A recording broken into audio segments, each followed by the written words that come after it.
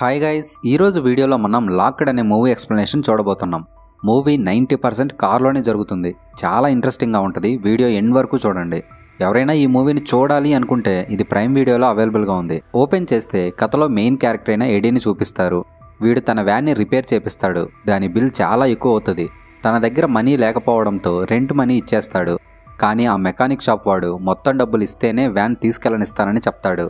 ఆ సమయంలో ఎడీ కూతురు శారా ఫోన్ చేస్తుంది. బట్ వాడు ఆ కాల్ని లిఫ్ట్ చేయడు.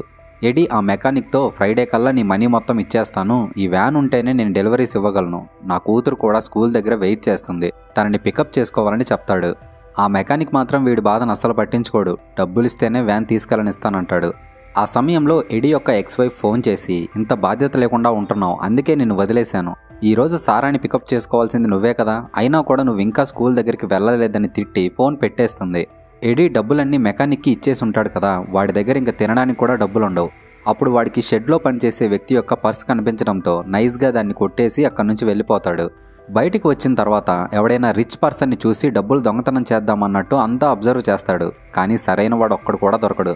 తన ఫ్రెండ్స్కి ఫోన్ చేసి కొంచెం హెల్ప్ చేస్తారా, మనీ కావాలని తన సిచ్యువేషన్ చెప్పడానికి ట్రై చేస్తాడు. కానీ కొంతమంది అయితే వీడి పేరు వినగానే ఫోన్ పెట్టేస్తారు. వీడి చెడ్డోడా మంచోడా అని పక్కన పెట్టేస్తే అందరిలానే గ్రే షేడ్ ఉన్న మనిషి అనుకోండి. వీడికి తన కూతురు అంటే చాలా ఇష్టం. తన ఫైనాన్షియల్ కండిషన్ వల్ల కూతుర్ని సరిగా చూసుకోలేకపోతుంటాడు.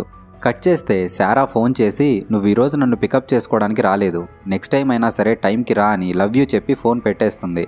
వీడు కొన్ని లాటరీ టికెట్స్ని కూడా కొంటాడు. బట్ వీడికి అందులో కూడా లక్ కలిసి రాదు. ఇక స్ట్రీట్స్లో ఉన్న కార్ డోర్స్ని ఓపెన్ చేయడానికి ట్రై చేస్తుంటాడు. చాలా వరకు అన్నీ లాక్ చేసే ఉంటాయి. అలా చేస్తూ చేస్తూ ఒక ప్లేస్కి వస్తాడు. అక్కడ చాలా కార్లు పార్కింగ్లో ఉంటాయి. ఎస్పెషల్లీ మీకు కనిపిస్తుంది కదా, ఈ బ్యూటిఫుల్ కార్ అక్కడ ఉంటుంది. ఇక ఎడీ వెళ్ళి కార్ డోర్ని ఓపెన్ చేస్తే అది లాక్ చేసి ఉండదు, అన్లాక్లోనే ఉంటుంది. అబ్బా నా పంట పండింది, లోపల ఇంకెంత డబ్బు ఉంటుందో అని లోపలికి ఎక్కేస్తాడు. కానీ వాడొక నరకంలో కడుగు పెట్టాడని అప్పుడు వాడికి తెలీదు. కార్లో మనీ దొరుకుతుందేమో అని అంతా వెతుకుతాడు. గ్లాసెస్ తప్ప వాడికి ఇంకేం దొరకవు. అప్పుడే ఒక వ్యక్తి కార్ పక్క నుంచి వెళ్తుంటే వాడెక్కడ తనని చూసేస్తాడేమో అని దాక్కుంటాడు. ఫైనల్గా కారులో ఏం లేవని వాడికి అర్థమైపోద్ది. ఇక కార్ నుంచి బయటకు వచ్చేద్దామని డోర్ ఓపెన్ చేయబోతాడు. బట్ అది లాక్ అయిపోయి ఉంటుంది. వీడికి ఏం చేయాలో ఏం అర్థం కాదు. అన్ని డోర్లు ఓపెన్ చేయాలని చూస్తాడు, ఏది ఓపెన్ అవ్వదు. కొంచెం కొంచెంగా వీడికి భయం స్టార్ట్ అవుతుంది. వెనక్కి వెళ్ళి కార్ విండోని పగలగొట్టాలని గుద్దుతుంటాడు. అది అస్సలు పగలదు.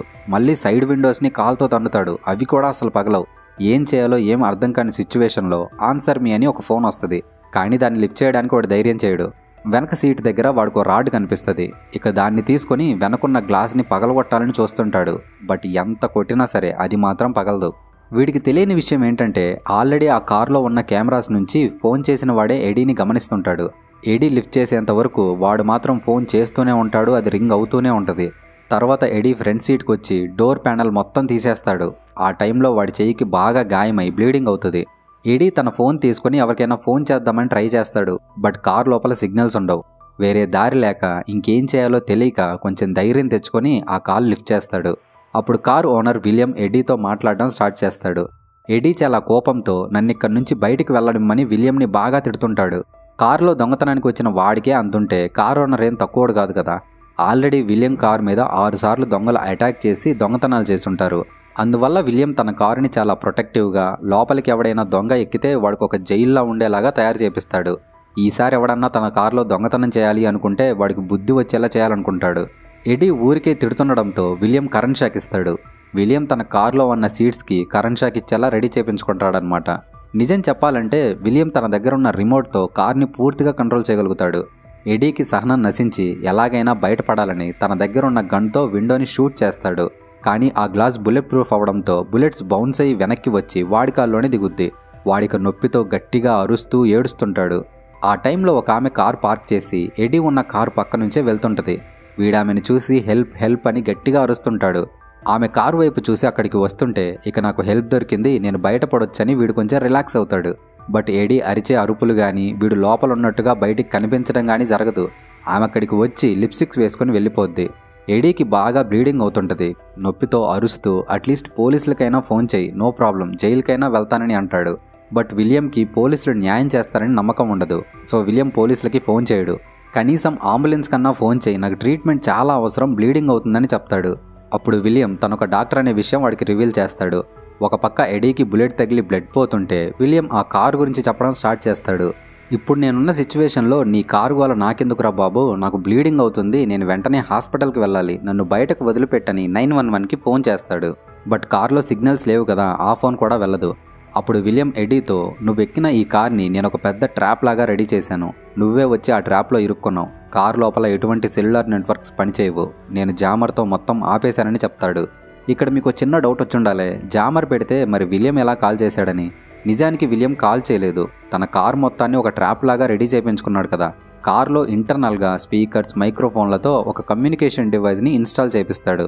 దాని ద్వారా ఇప్పుడు ఎడీతో మాట్లాడుతుంటాడు. ఎడీకి బాగా బ్లీడింగ్ అవుతుండడంతో వాడు స్పృహ కోల్పోతాడు. కట్ చేస్తే చీకటి పడిపోతుంది. వర్షం పడుతుండగా ఎడీ స్పృహలోకి వస్తాడు.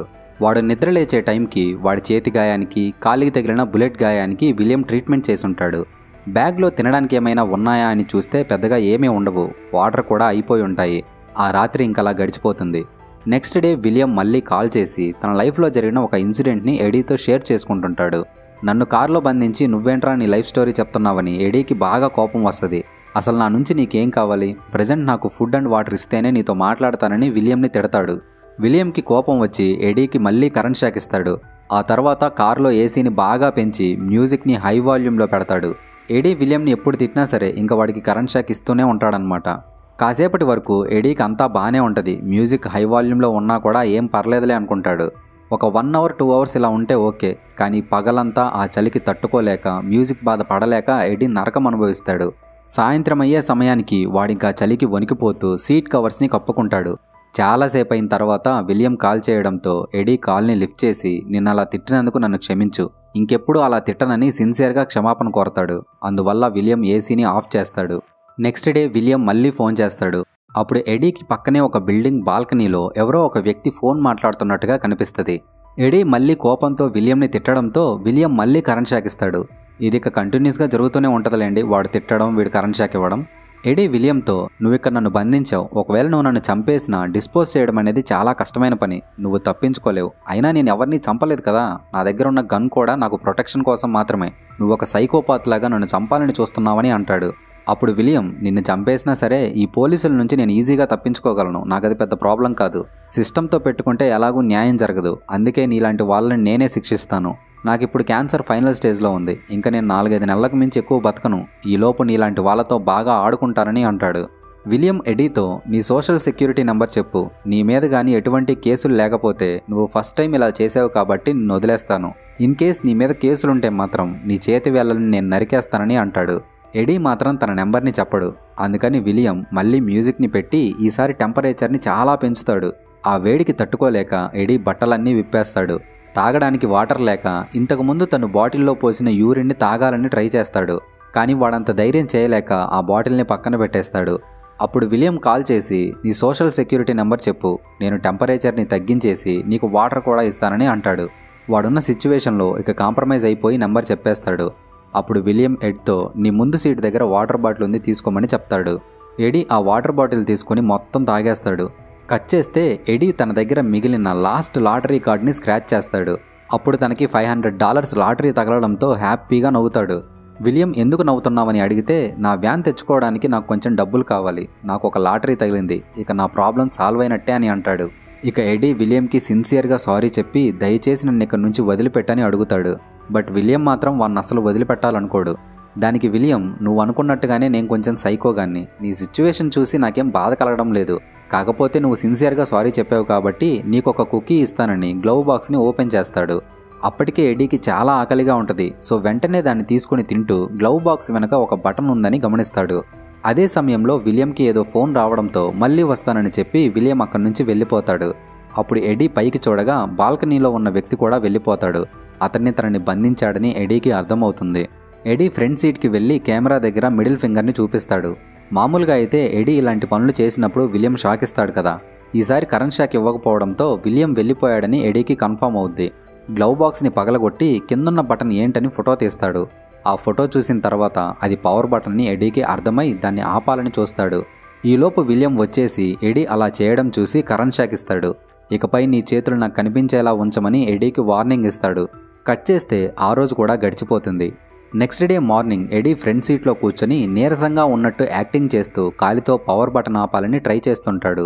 బాగా దాహం వేసి ఇక తను ఏం చేయాలో తెలియక తను పోసిన యూరిన్నే తాగేస్తాడు. చీకటి పడిన తర్వాత విలియం కార్ని కంట్రోల్ చేస్తూ ఎడీని సిటీలోకి తీసుకెళ్తాడు. రోడ్డు పక్కన ఉన్న వాళ్ళందరినీ చూపిస్తూ, చూసావా, ఈ సిటీలో న్యాయం అనేదే లేదు, క్రైమ్ రాజ్యం వెళ్తుందని చెప్తాడు. అలా కార్ని తీసుకెళ్తూ ఒక సందు దగ్గర కార్ని ఆపుతాడు. అక్కడ ఇద్దరు వ్యక్తులు కలిసి ఒకరిని చావగొడుతుంటారు. ఇక విలియం వాళ్ళలో ఒకరిని కారుతో తొక్కించి చంపేస్తాడు. రెండో వాడు అక్కడి నుంచి తప్పించుకుని పరిగెత్తుకుంటూ వెళ్తాడు. కానీ చివరికి వాడొక గేట్ దగ్గరికి చేరుకుంటాడు. పారిపోవడానికి దారి లేక అక్కడే ఆగిపోవడంతో విలియం వాణ్ణి కారుతో గుద్దిస్తుంటాడు. అప్పుడు ఎడీ విలియంతో, వాణ్ణి అలా ఎందుకు చేస్తున్నావు, వాణ్ణి వదిలేసేయని చాలా బతిమలాడతాడు. బట్ విలియం మాత్రం వాణ్ణి కూడా చంపేసి కార్ని చాలా ఫాస్ట్గా డ్రైవ్ చేస్తూ ఒక బిల్డింగ్ టాప్ మీద ఉన్న పార్కింగ్ లాట్కి తీసుకెళ్తాడు. అక్కడ కార్ని ఎలా అంటే అలా డ్రైవ్ చేస్తూ ఎడీని చాలా భయపెడతాడు. చివరికి కార్ని ఆ బిల్డింగ్ మీద నుంచి కింద పడేంత స్పీడ్తో ఎడ్జ్కి తీసుకెళ్తాడు. ఇక నా పని అయిపోయిందని ఎడ్ చాలా భయపడతాడు. కానీ కార్ కింద పడే టైంలో విలియం బ్రేక్ వేసి ఆపడంతో ఎడీ తల కార్ ఫ్రంట్లో గుద్దుకుని వాడు స్పృహ కోల్పోతాడు. నెక్స్ట్ డే మార్నింగ్ ఎడీ నిద్రలేచే సమయానికి కార్ స్టార్ట్ అయి వెళ్ళిపోతూ ఉంటుంది. విలియం ఎడీతో, నేను నీ ఫ్యామిలీని కలిశానని అంటాడు. విలియం తన ఫ్యామిలీని ఏదైనా చేస్తాడేమో అని ఎడ్కి భయం వేసి, అసలు దీనికి నా ఫ్యామిలీకి సంబంధం లేదు, నువ్వు వాళ్ళని ఇందులోకి ఎందుకు లాగుతున్నావని కోప్పడతాడు. విలియం కార్ని సారా స్కూల్ దగ్గర ఆపుతాడు. స్కూల్ అయిపోయిన తర్వాత సారా తన బైసైకిల్ మీద ఇంటికి వెళ్తుంటది. విలియం కార్ని తన వెనకే తీసుకెళ్తూ సారా రోడ్ క్రాస్ చేస్తుండగా తనని గుద్దించబోతాడు. విలియం అలా చేయడంతో సారాకేమైనా అవుతుందేమో అని ఎడ్కి చాలా భయం వేస్తుంది. ఆ కార్ తనని డాష్ ఇవ్వాలని చూస్తుందని సారాకి అర్థమై తను ఫాస్ట్గా వెళ్తుంటది. ఎడీ కూడా విలియంకి సారీ చెప్పి, నువ్వేం చెప్తే అది చేస్తాను, నా కూతురిని మాత్రం ఏం చేయొద్దని ఏడుస్తూ బతిమలాడతాడు. సరే అని విలియం కార్ని పక్కకు పోనిస్తాడు. ఆ సమయంలో సారా కింద పడుతుంది. ఇక విలియం కార్ని స్పీడ్గా తన వైపు తీసుకెళ్తాడు. విలియం సారాని చంపేస్తాడేమో అని ఎడ్ తన గన్ తీసుకుని, నువ్వు గాని తనని ఏమైనా చేస్తే నేను షూట్ చేసుకుంటాను, ఆ తర్వాత నువ్వెలాగో నాతో ఆడుకోలేవు కదా అని అంటాడు. కార్ సారా దగ్గరికి వెళ్ళగానే విలియం కొంచెం పక్కకు తిప్పి తన బైసైకిల్ని తొక్కించి అక్కడి నుంచి వెళ్ళిపోతాడు. తను చనిపోతానని బెదిరించడం వల్ల విలియం పాపని చంపలేదని ఎడ్ అనుకుంటాడు. బట్ అప్పుడు విలియం ఎడ్తో, నేను గన్లో ఆల్రెడీ బుల్లెట్స్ తీసేశానని చెప్తాడు. విలియం తనతో ఇలా ఆడుకోవడం, తన కూతుర్ని చంపాలని చూడడం ఇదంతా జరుగుతుండడంతో వాడికి ఏం అర్థం కాక చాలా సైలెంట్ అయిపోతాడు. ఎడ్కి తన లైఫ్ మీద చిరాకేసి ఏదైతే అదైందని అక్కడున్న కెమెరాస్ అన్నీ పీకేసి విలియం తనతో మాట్లాడే ట్యాబ్లెట్ని కూడా పగలగొట్టేస్తాడు. ఆ తర్వాత తన కూతురితో దిగిన ఫొటోస్ని చూసి చాలా బాధపడుతూ, నేను నీకు ఒక మంచి ఫాదర్ లాగా ఉండలేకపోయాను, నన్ను క్షమించు అని సారాకి వాయిస్ మెసేజ్ పంపిస్తాడు. బట్ సిగ్నల్ లేకపోవడంతో ఆ మెసేజ్ కూడా పోదు. సడన్గా కార్ ఒక ప్లేస్లో ఆగుతుంది. ఒక వ్యక్తి కార్ దగ్గరికి వచ్చి, నేనే విలియంని, నేనే నిన్నిక్కడ బంధించానని చెప్తాడు. ఎడ్కి బాగా కోపం వచ్చి విలియంని కొట్టాలని చూస్తాడు. అప్పుడు విలియం కంటిన్యూస్గా కరెంట్ షాక్ ఇస్తాడు. ఎడీ ఆ షాక్లని తట్టుకోలేక సైలెంట్గా సీట్లో కూర్చుంటాడు. విలియం ఎడీకి ఒక జిప్ టైని ఇచ్చి హ్యాండ్స్ని సీట్కి లాక్ చేసుకోమని చెప్తాడు. బట్ ఎడీ దానికి ఒప్పుకోకపోవడంతో మళ్ళీ కరెంట్ షాక్ ఇస్తాడు. ఆ కరెంట్ షాక్ని తట్టుకోలేక ఎడీ తన చేతుల్ని కట్టేసుకుంటాడు. ఒక బ్యాగ్లో రంపం, సుత్తి లాంటి వస్తువులు విలియం బ్యాక్ సైడ్ సీట్లో పెడతాడు. వాటిని చూసిన ఎడీకి వీడు నన్ను చంపబోతున్నాడని అర్థమవుద్ది. ఇక విలియం కారులోకి ఎక్కి గన్లో బుల్లెట్స్ లోడ్ చేస్తాడు. కార్ని స్టార్ట్ చేసి ఎడీని చంపడం కోసం మంచి స్పాట్ కోసం బయలుదేరతాడు. అలా వెళ్తున్నప్పుడు ఎడీ పదే పదే విలియం కూతురు గురించి అడుగుతుండడంతో అతని కోపం వచ్చి బ్రేక్స్ వేస్తుంటాడు. అలా బ్రేక్స్ వేయడం వల్ల ఎడీ ఫేస్ ముందుకు తగులుకొని బాగా దెబ్బతిని బ్లడ్ కారుతుంటది. అప్పుడు విలియం ఎడీతో, నీలాంటి స్ట్రీట్ దొంగల వల్లే నా కూతురు చనిపోయిందని చెప్తాడు. దానికి ఎడీ, నీ కూతుర్ని ఎవరో చంపేశారని నువ్వు తన పేరు అడ్డం పెట్టుకుని నీ సైకోయిజం చూపిస్తూ మాలాంటి వాళ్ళని చంపుతున్నావు, నిజానికి నువ్వు బాధతో జీవితం గడుపుతున్న ఒక ముసలాడివని అంటాడు. ఎడీ విలియంని మాటల్లో పెట్టి కిందున్న పవర్ బటన్ని తన కాలితో ఆన్ చేయాలని చూస్తుంటాడు. ఫైనల్గా ఎడీకి పవర్ బటన్ సరిగ్గా అందడంతో దాన్ని నొక్కేస్తాడు. ఇక కార్ కంట్రోల్ తప్పి చిన్న గుంతలోకి పడిపోతుంటది. అప్పుడు విలియం చేతిలో ఉన్న గన్ ఫైర్ అవ్వడంతో ఒక బుల్లెట్ ఎదురుగా ఉన్న గ్లాస్కి తగిలి అది బౌన్స్ అవుతూ పక్క విండోకి, వెనక విండోకి తగిలి ఫైనల్గా విలియం ఒంట్లోకి దూసుకెళ్తుంది. కార్ పల్టీ కొడుతూ ఒక నదీ తీరంలో ఆగిపోతుంది. ఇద్దరూ అన్కాన్షియస్గా పడిపోతారు. బుల్లెట్ తగలడం వల్ల గ్లాస్ బ్రేక్ అవుద్ది. అందువల్ల సిగ్నల్స్ వచ్చి ఎడ్ పెట్టిన మెసేజ్ తన కూతురికి వెళ్తుంది. కట్ చేస్తే కొంచెం కొంచెం తెల్లవారుతుండగా ఎడీకి మెలకు వస్తుంది. ముసలోడుగాని లేచాడంటే గన్తో తనని షూట్ చేసి చంపేస్తాడని ఎడ్ తన చేతుల్ని విడిపించుకోవాలని చూస్తుంటాడు. ఆ సౌండ్కి విలియంకి కూడా మెలకు వస్తుంది. ఈలోగా ఎడీ తన చేతుల్ని విప్పేసుకుని విలియంని ఇష్టం వచ్చినట్టు కొడతాడు. ఆ దెబ్బలకి ముసలోడి పని అయిపోద్దన్నమాట. ఆ సమయంలో సారా ఫోన్ చేయడంతో ఎడీ కాల్ లిఫ్ట్ చేసి మాట్లాడతాడు. అప్పుడు సారా, నువ్వెందుకు అలాంటి మెసేజ్ పెట్టావు, నీ మాటలు విని నాకు చాలా భయం వేసింది, నువ్వు బానే ఉన్నావా అని అడుగుతుంది. దానికి ఎడీ, నేను బానే ఉన్నానని అంటాడు. అప్పుడు సారా అయితే ఈరోజు నువ్వు నన్ను పిక్ చేసుకోవడానికి స్కూల్ దగ్గరికి రా అని చెప్తుంది.